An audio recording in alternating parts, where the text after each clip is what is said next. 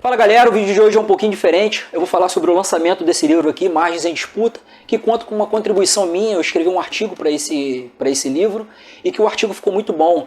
Eu falo basicamente ali da entrada das empresas de aplicativo de carona aqui no país e de que forma isso impactou a vida dos trabalhadores motoristas. Quando eu falo dos motoristas, estou me referindo tanto ao taxista, no que se refere à concorrência, mas também aos motoristas de aplicativo. O artigo ficou muito legal, peço a vocês para ficarem até o final desse vídeo, que certamente eu vou tocar em pontos relevantes aqui. Mas antes disso, queria pedir para vocês se inscreverem no nosso canal. Entrando aqui na estatística, eu percebi que tem muita gente que se identifica com as pautas que a gente conversa aqui, porém é de pessoas não inscritas. Certamente, se você se inscrever no nosso canal, você vai ajudar muito eu continuar com esse trabalho que eu presto aqui tanto na internet, mas também fora da internet, escrevendo um produto desse de qualidade. É um produto que teve o apoio da FAPERJ, do CNPq, e foi escrito por pesquisadores experientes na área, que fazem parte ali do Instituto Nacional de Ciência e Tecnologia. Ficou muito legal esse artigo e eu peço a vocês aí para se inscreverem.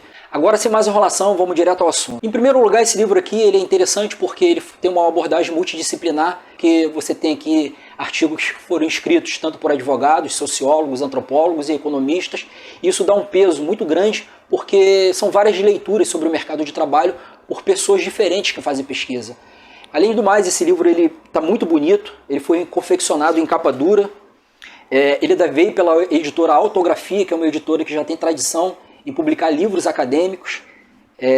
Tem essa capa aqui que ficou muito legal, de um mototaxista, que é o símbolo máximo da precariedade, né? A gente tem olhado muito as últimas notícias no jornal, que é uma categoria de profissionais ali que sofrem muito. Eles têm que ceder a moto, bancam combustível ali, e também resiste à violência urbana, e porém são os que menos participam dos lucros. Por isso que caiu no gosto aí, principalmente da vida acadêmica, chamá-los de precarizados. E é justamente por isso que eu vejo que esse livro tem muita qualidade, não só pelas pessoas que escreveram. Aqui tem um artigo que fala sobre o jogo do bicho, tem outro que fala sobre mototaxistas, e tem também um artigo interessante que fala sobre camelôs, escrito por uma camelô que é também pesquisadora. E certamente para vocês que se interessam pelo assunto, é uma obra que eu recomendo muito, vale a pena comprar. Eu vou deixar aqui um link na descrição, tanto da biblioteca que vende ele, da livraria, mas também da editora. Você pode encomendar pela internet. Está sendo vendido aí por outras lojas também, que tem mais nome aqui no mercado, mas infelizmente o nosso vídeo ainda não é patrocinado. Mas eu vou deixar o link aqui na descrição para quem se interessar. E entrando agora no artigo que eu escrevi sobre o impacto dessas empresas de aplicativo, eles entraram basicamente ali prestando um serviço, mas mantendo seus privilégios. Quando eu chamo de privilégio, é importante a gente levar em conta que eu não estou me referindo que os motoristas da Uber sejam os beneficiários desse privilégio, mas eu estou falando do privilégio que a empresa Uber recebeu, porque existia a figura da autorização para você prestar o serviço de caronas aqui no país, e de certa forma a interpretação da empresa é o seguinte: olha, não é necessário uma autorização para prestar o serviço de caronas.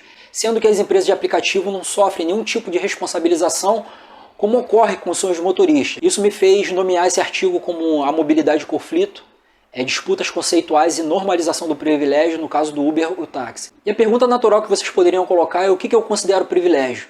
Pois é, para eu responder essa pergunta a vocês, eu teria que fazer aí uma retrospectiva de como o Código de Trânsito Brasileiro se posicionou frente àqueles motoristas que exerciam um trabalho de transporte. Em primeiro lugar, a gente tem que colocar que existe a figura da autorização. Autorização que pode vir com outros nomes: alvará, concessão, licença. De certa forma, a gente pode pensar que isso seja um título jurídico que é dado para aquele motorista exercer aquela profissão. Nesse caso, eu me refiro aos motoristas de aluguel, que são os motoristas de vans, micro-ônibus, ônibus, transporte escolar.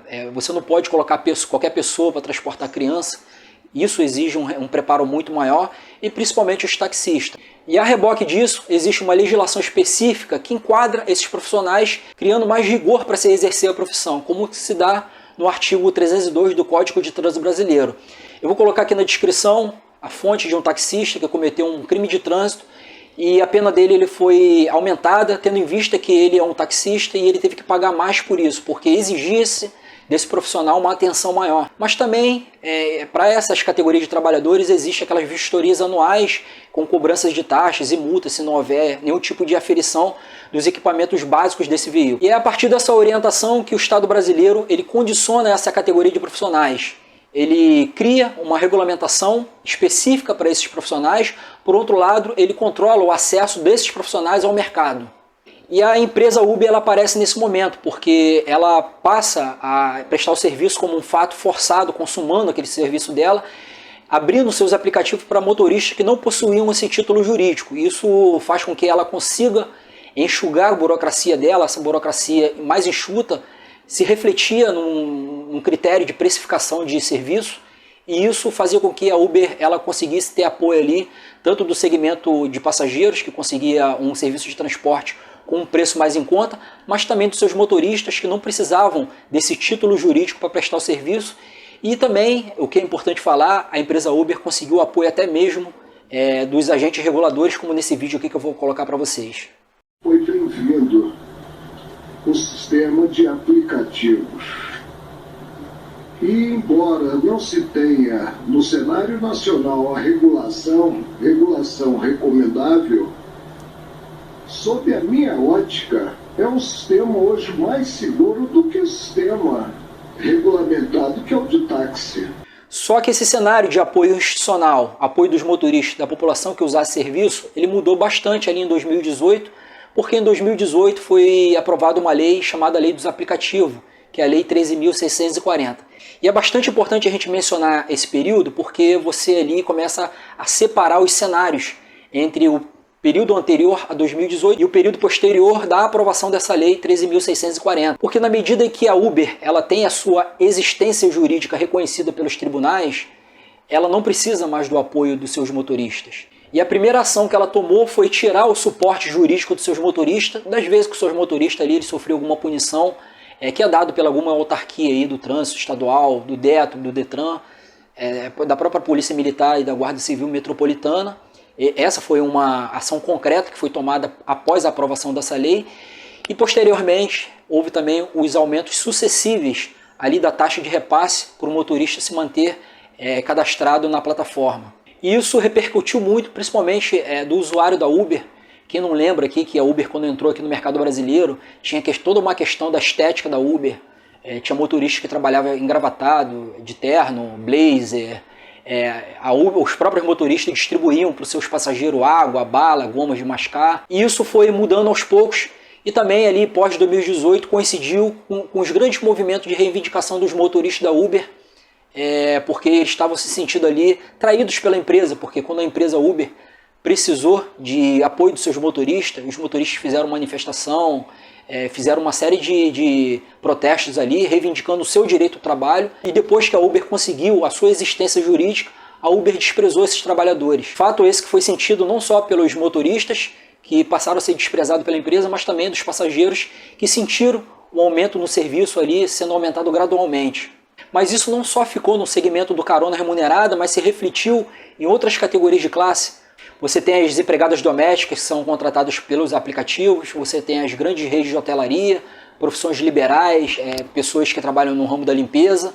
E de certa forma, em essência, a Uber estreou um sistema que foi copiado por outros segmentos e que isso fundamentalmente mostra que existe aí uma desvinculação entre o trabalhador e a empresa. O trabalhador ele está segurando ali todo o ônus e toda a responsabilização da prestação de serviço, e a empresa ela se exime de toda a responsabilização que pode haver, trazendo um novo conceito chamado mediação de serviço. Embora ela possa punir esse trabalhador, ela possa precificar esse serviço, por outro lado ali ela consegue estabelecer uma série de regras ali que aquele trabalhador ele tem que cumprir sem nenhum tipo de garantia para esse trabalhador. Garantia essa que pode vir em legislação como previdenciária, lei, se por um acaso esse trabalhador ele se machuca, ele não tem nenhum tipo de garantia, enfim, se ele não consegue bater a meta, e por isso que convencionou-se chamar esses trabalhadores de trabalhadores precarizados ou uberizados, que são basicamente duas palavras muito próximas semanticamente e que falam basicamente da mesma coisa. De certa forma, o que eu entendo como empresa de mediação é um nome novo, é um nome moderno que você quer dar para uma empresa que quer fugir da responsabilização e que quer empurrar a responsabilidade, o ônus de prestar o serviço para aqueles trabalhadores comuns. E a opinião que eu tenho é que esse tipo de serviço ele vai continuar aí para os próximos anos.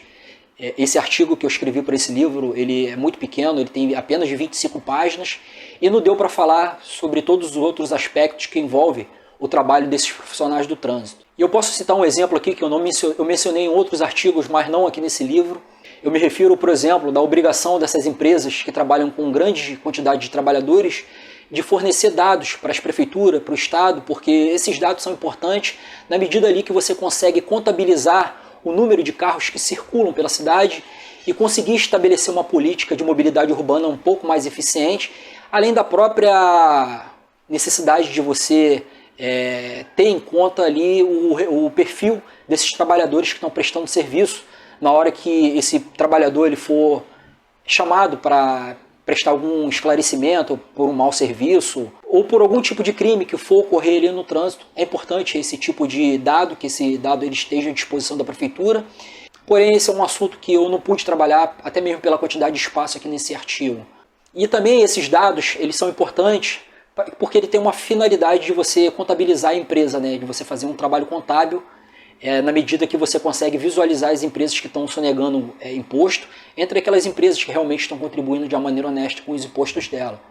E eu vou terminando por aqui. Eu fiz um resumo basicamente do que eu escrevi nesse artigo. Esse artigo ele tem aproximadamente 25 páginas.